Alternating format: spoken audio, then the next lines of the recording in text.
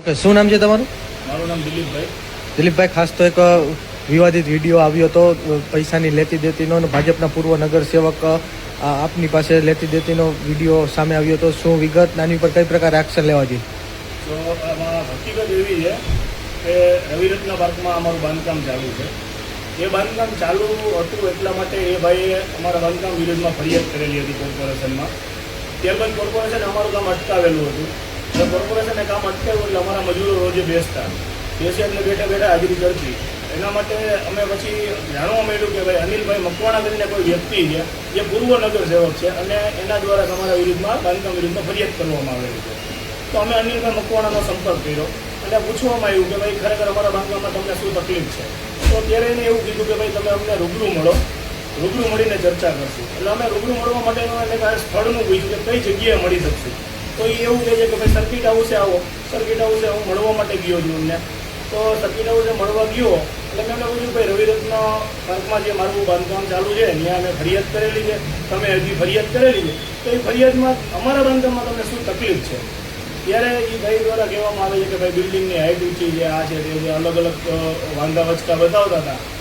ત્યારબાદ એને એવું પણ કીધું કે ભાઈ જે છે એ આખા રાજકોટમાં આવું ચાલે છે. તો ભાઈ મેં એને કીધું કે ભાઈ જે છે અત્યારે મારા મજૂરો રોજ બેસે છે, અમારે હેરાનગતિ રહીએ, તો તમે આ ફરિયાદ પાછી ખેંચી લો.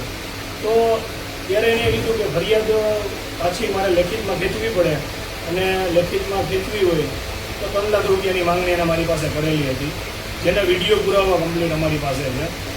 અને સર્કિટ હાઉસમાં વીઆઈપી રૂમમાં એમને મારી જોડે મિટિંગ કરેલી છે. બીજી વસ્તુ, ત્યારબાદ અમે એને કીધું કે ભાઈ 3 લાખ રૂપિયા રકમ બહુ મોટી છે, તો એટલા માટે અમે વિચારીને જવાબ આપવા માટે કીધું કે વિચારીને તમને જણાવશું. બીજે દિવસે અમારા મજૂર ના બેસે એટલા માટે અમે સાંજના ટાઈમે જ ફરી પાછો એમને કોલ કર્યો. તો ત્યારે પણ એને એવું જ કીધું કે ભાઈ સર્કિટ હાઉસે આવો. સર્કિટ હાઉસ અમે ફરી પાછા અમને મળવા ગયા અને સર્કિટ હાઉસે મળ્યા એટલે ત્યારે એને એવું કીધું કે ભાઈ એમાં લાંબો ફેર નહીં પડે, 25-50 હજાર રૂપિયાનો ફેર પડશે, એથી વધારે હું આમાં કંઈ કરી નહીં શકું અને મારે લેખિતમાં દેવું પડે.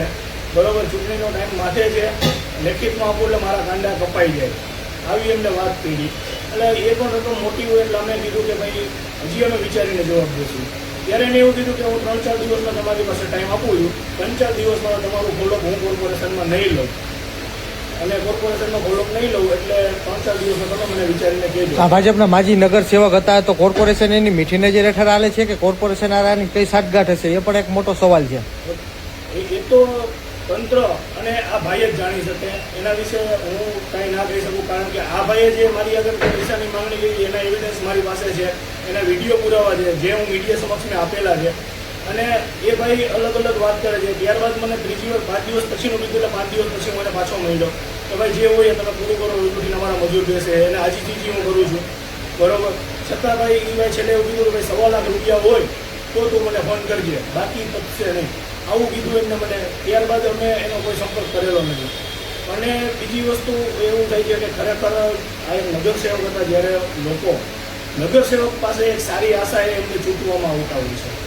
તો નગરસેવક જ્યારે કોઈ પબ્લિકે એમને ચૂંટીને જે તે ટાઈમે બનાવેલા હતા, અને નગરસેવક જો આવી રીતે કોઈ લોકોને હેરાન કરીને પૈસા પડાવવાનું કામ કરે એ તો ગેરવ્યાજબી કહેવાય છે.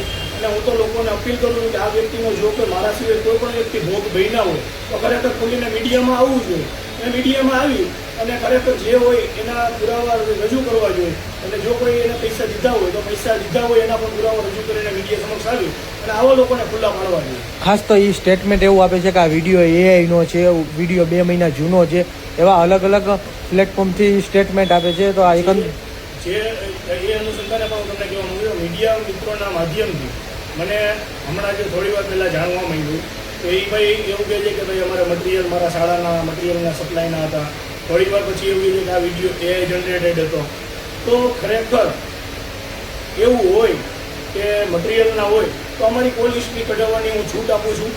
મીડિયાના માધ્યમથી એક ચેલેન્જ રૂપે સમજો તો બી ઠીક છે, મારી કોલ હિસ્ટ્રી કાઢો અને એમની બી કોલ હિસ્ટ્રી કઢાવો કે અમારા બે વચ્ચે આ છેલ્લા બીજા મહિના સિવાય બીજા મહિનામાં આ ફરિયાદ એને કરેલી છે. બીજા મહિનાની 6 તારીખથી ફોન અમારા બેનો કોન્ટેક્ટ થયો હતો અને 6 કે 7 ફોન, એથી વધારે એક પણ ફોન થયેલો નથી જેના ઓડિયો રેકોર્ડિંગ સાથે પુરાવા પણ હું આપવા તૈયાર છું. સત્તાધારી પક્ષ શું આની ઉપર ગંભીર નોંધ લે કે શું? હવે સત્તાધારી પક્ષ પાસે હું એક એવી આશા રાખું છું કે જો સત્તાધારી પક્ષે આ બધું તપાસી અને યોગ્ય નિર્ણય અને ખરેખર જો પક્ષને નુકસાન ના થાય એના માટે યોગ્ય કાર્યવાહી આવા લોકો વિરુદ્ધ કરવી જોઈએ એવી હું આશા રાખું છું. અને મને પૂરી આશા છે કે આમાં જે સત્ય છે અને સત્ય જે ઉજાગર થયું છે એને સાથ મળશે અને એ સત્ય છે એ કોઈના દબાવવાથી દબાશે નહીં.